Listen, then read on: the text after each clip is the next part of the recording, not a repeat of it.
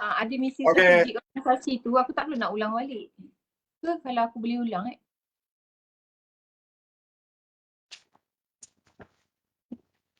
tak apa.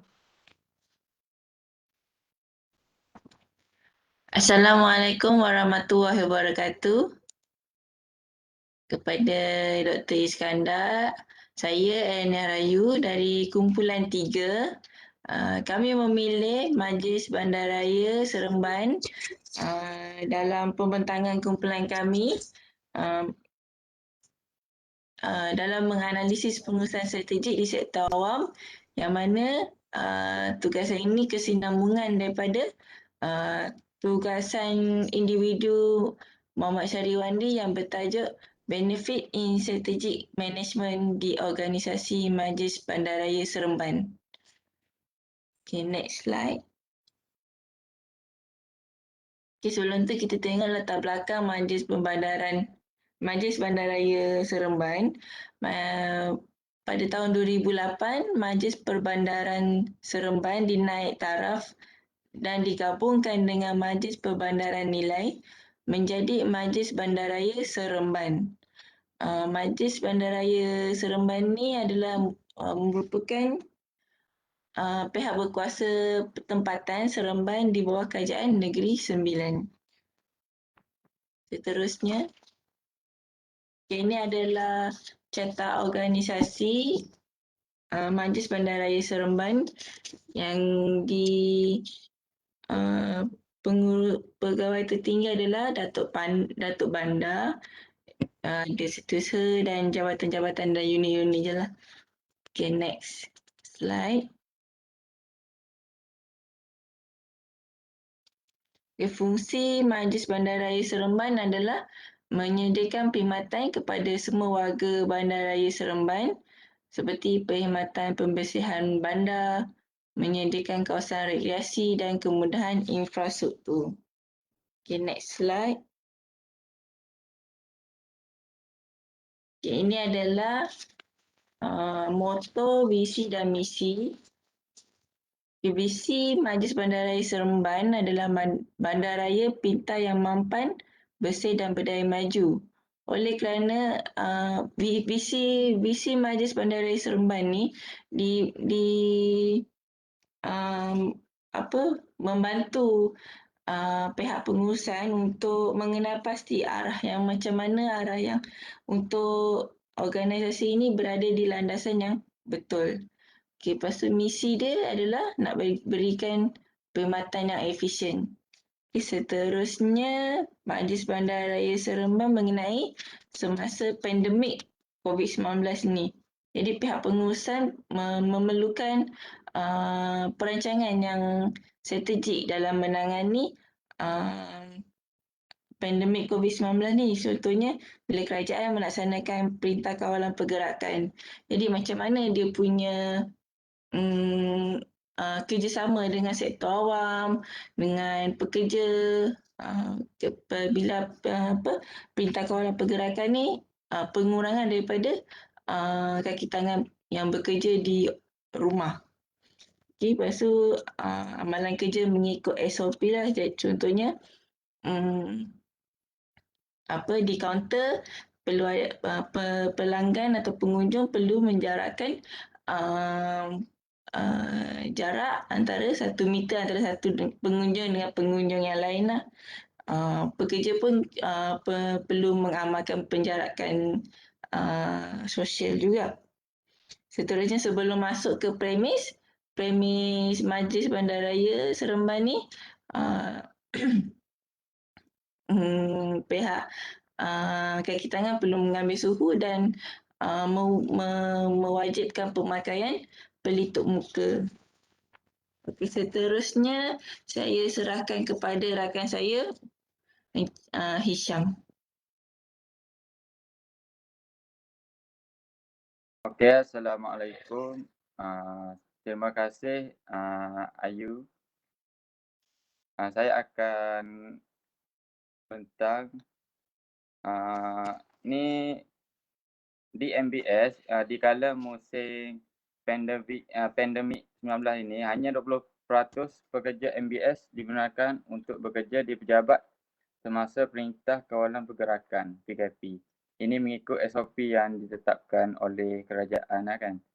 Okey, nombor 2, terdapat kehilangan yang dikuarantin akibat dijangkiti COVID-19 dan mempunyai kontak rapat dengan pesakit COVID-19. Maknanya yang bergejala tu kita kena kuarantin lah. Okey, seterusnya keluhan kaki tangan MBS. Nombor 1, urusan pentadbiran tergendala. Urusan operasi luar pejabat tergendala. Segala prosedur di MBS perlu mengikut SOP yang ditetapkan. Ini kira keluhan daripada pekerja-pekerja banyak kerja tergendala di kala musim COVID-19 ini. Okey, next. Tindakan pengarah MBS mengambil kira keluhan kaki tangannya. Pengarah MBS bersama pengurusan atasan telah mengenal pasti isu yang kritikal kepada organisasinya melalui sesi brainstorming pada April 2020 menggunakan analisis PES. Okey, next. Ini analisis PES. Ada 4, ada ekonomi, politik. Contohnya politik ni kena mengikut arahan semasa oleh kerajaan lah. Kerajaan nak keluar SOP baru pun dia kena tengok kes aktif harian yang baru. Kalau kes rendah, maknanya sini SOP berubah-ubah. Lebih kurang macam tu. Okey, sosial dan teknologi. Teknologi pula maknanya para pekerja perlu menceburi bidang teknologi ini bagi meringankan beban kerja. Maknanya yang tak mengikuti teknologi ini mengalami kesukaran lah dalam melakukan sesuatu pekerjaan. Okey, next. Okey, isu dalaman. Ada 4. Yang pertama, sistem operasi berubah ketika pandemik. Yang ni biasalah, boleh kata seluruh organisasi mengalami masalah ini. Kesediaan pekerja dalam perubahan peralihan kepada norma dan prosedur baru. Para pekerja tu kena sentiasa bersedia untuk mengikuti SOP baru, berubah-ubah. Lebih kurang macam tu. Nombor 3, mengelakkan sistem pengurusan dan operasi antara pihak swasta tidak terjejas. Okey, ni bagi supaya operasi dapat berjalan dengan lancar. Okey, yang terakhir daripada saya, alat teknologi maklumat. Alat teknologi maklumat ni contohnya pekerja yang bekerja dari rumah perlu inovatif dari segi membiasakan diri dalam alat teknologi baru ini. Kalau mereka tak dapat biasakan diri, susahlah nak buat kerja kan. Okey, sekian daripada saya. Terima kasih.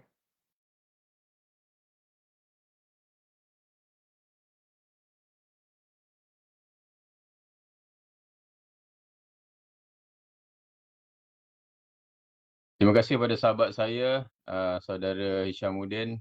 Saya Muhammad Irwan bin Rasul, student 258364 akan menerangkan sebanyak sedikit pengurusan strategik MBS. Okey, definisi menurut Bryson and George 2020, pengurusan strategi adalah formulasi strategik dan metodologi pelaksanaan yang digunakan oleh organisasi awam atau entiti lain yang biasanya terdiri daripada perancangan strategik untuk mewujudkan strategi, kaedah pelaksanaan strategi dan pembelajaran strategi berterusan. Ini adalah salah satu definisi menurut Bryson dan George. Next. Ini pula adalah satu proses perubahan dalam MBS. Aliran cara dia mengakui keperluan organisasi untuk melakukan perubahan secara formal atau tidak formal. memperoleh bantuan dari segi latihan atau nasihat serta persetujuan mengenai perubahan yang diperlukan dengan anggota organisasi dengan melakukan tinjauan atau temu ramah. Mengenal pasti perselisihan pendapat daripada ahli organisasi mengenai proses perubahan dan mencari punca. Menilai alternatif dan strategi, memastikan proses pelaksanaan sejajar dengan misi dan objektif organisasi. Maknanya, apa yang MBS buat adalah dia akan tengok keperluan untuk melakukan perubahan macam mana. Lepas tu, kalau untuk menambah lagi segi latihan, nasihat dengan anggota organisasi, dengan melakukan tinjauan temu ramah. Maknanya dia akan tanya apa masalah dalam tu. Lepas tu pendapat masing-masing macam mana untuk kebaikan proses perubahan dalam MBS ni. Next. Ini adalah kaedah pengurusan strategik MBS, iaitu SWOT. Dan kelulusan pengurusan strategik. Okey, next kita tengok sebelah. Okey, ni ada 4 yang dimasukkan SWOT MBS. Strength iaitu tanggungjawab dan pelaksanaan tugas berikutan SOP dan memakai PPE. Yang peralatan perlindungan diri, maknanya dia kekuatan dia ialah patuh, dia mengikut SOP, pakai PPE semua. And then weakness, sesetengah pekerja menghadapi masalah dengan alat teknologi baru. Yang kedua, giliran pekerja bagi mereka yang perlu hadir secara fizikal di pejabat dan mereka yang bekerja dari rumah.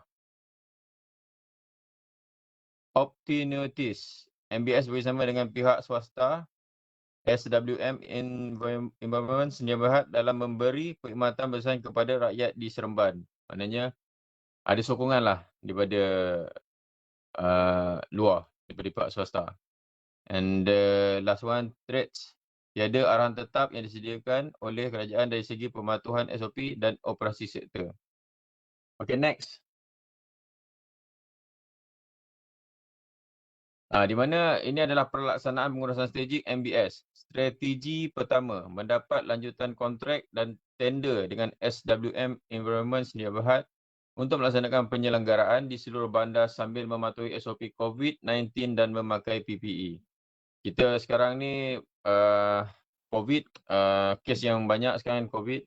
Jadi mana-mana syarikat haruslah mematuhi SOP bagi beroperasi, syarikat itu beroperasi terus. Strategi kedua, MBS menyediakan latihan untuk kekitangan dari segi penggunaan sistem organisasi, pelayan sambil menyediakan perundingan mengenai sistem penggiliran kerja. Maknanya dia dah siap-siap menyediakan latihan untuk kaki tangan dia.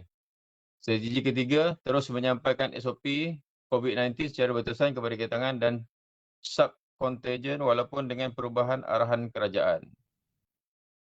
Yang keempat, strategi keempat, memberi latihan secara individu untuk kaki tangan yang masih tidak dapat menggunakan sistem semasa berunding dengan HOD dalam sistem penggiliran pekerja dan meramalkan dengan berkesan sebarang arahan masa depan daripada kerajaan. Okay, next. Okay, ini untuk kelulusan pengurusan strategik. Memerlukan pelibatan dan penyertaan dengan semua ahli dalam organisasi dan organisasi akan perubahan yang bakal berlaku. Maknanya kerjasama daripada semua ahli organisasi untuk sama-sama untuk melakukan perubahan yang bakal berlaku. And then sebaik strategi diteruskan, satu kumpulan ditubuhkan bagi pelaksanaan plan. Ini adalah strategi bagi MBS yang mendapat kelulusan daripada pengurusan. Okay, next.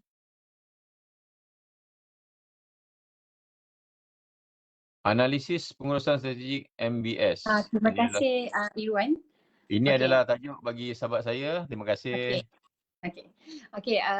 Assalamualaikum, nama saya Heronisa. So, saya akan meneruskan tentang perbincangan mengenai pengurusan strategik. Jika kita tengok pengurusan strategik di MBS ni boleh dianalisa melalui beberapa cara, iaitu pertama melalui perancangan pengurusan strategiknya, kedua melalui misi strategik organisasi, ketiga melalui penciptaan nilai strategi dan keempat adalah pelaksanaan strategi itu sendiri. Yang pertama perancangan. Perancangan ini sangat jelas oleh MBS sebab dia boleh menerangkan dan menjelaskan secara berperingkat. Okey, yang kedua misi. Misi organisasi juga jelas, iaitu ke arah memberi perkhidmatan yang cekap dan efisien kepada orang ramai, orang awam lah, terutama di Negeri Sembilan.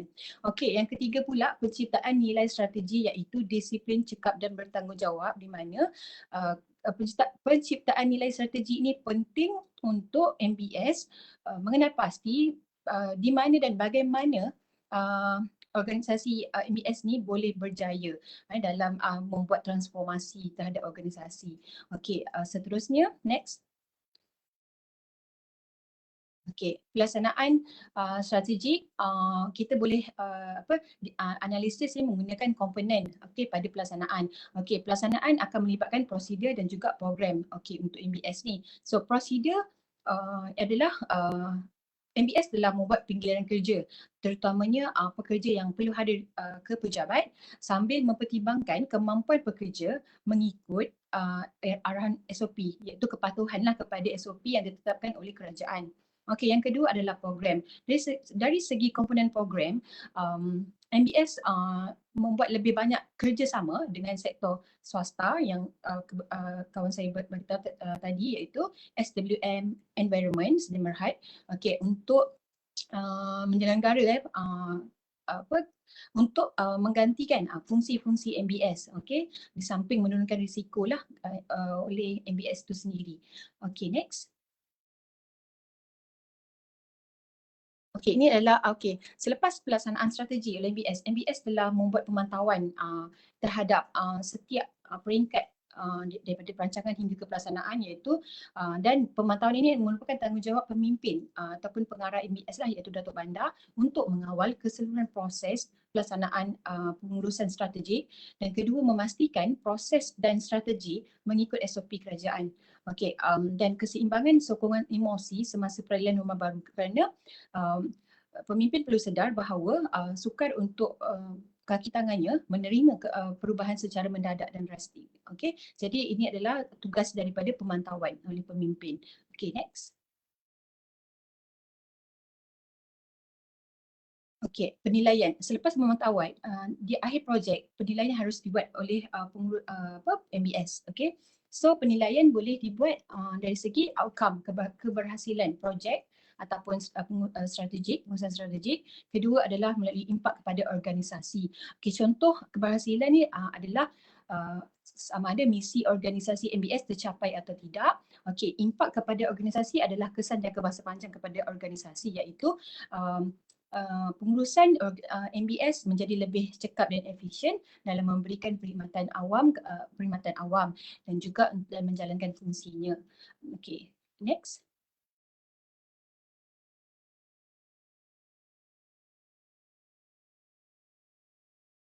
Okey, saya serah kepada kawan saya, Cik Syarwandi.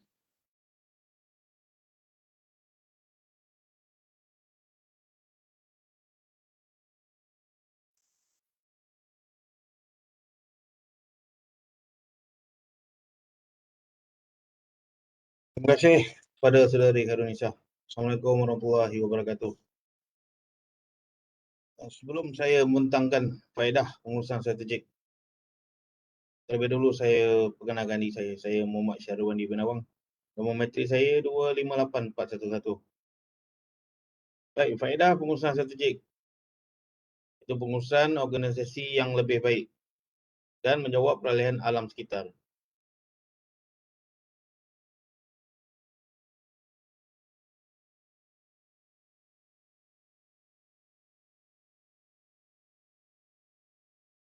Dan cadangan pengurusan strategik MBS, kepimpinan dalam tindakan.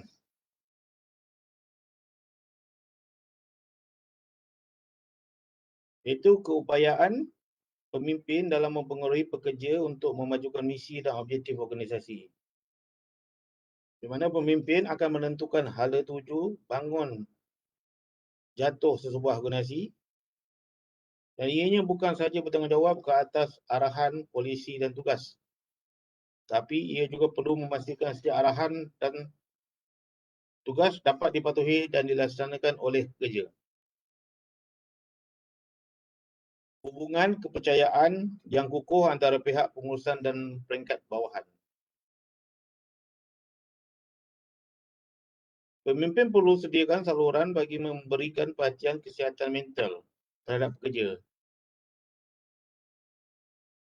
Di mana sekarang penularan pandemik COVID-19 turut menyumbang kepada kesihatan mental di kalangan pekerja. Misalnya kerja dari rumah yang menjejaskan keseimbangan kerja dan kehidupan.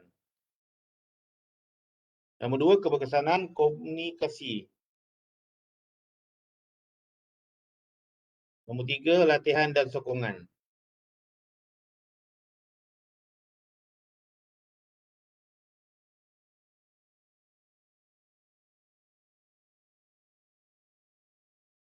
Di sini keberkesanan komunikasi iaitu pendekatan yang berfokus dalam berhubung dengan tenaga kerja. Terbahagi kepada dua iaitu komunikasi dalaman dan komunikasi luaran.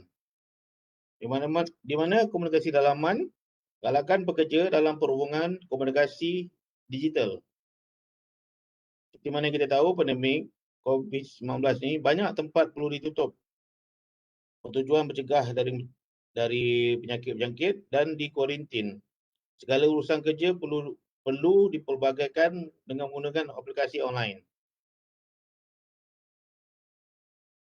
Kalau komunikasi luaran ialah mesej yang jelas kepada pekerja menggunakan khidmat saluran luar.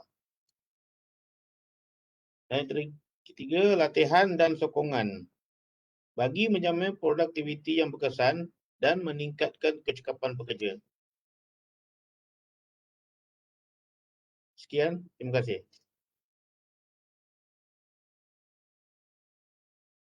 Terima kasih Dr. Iskandar.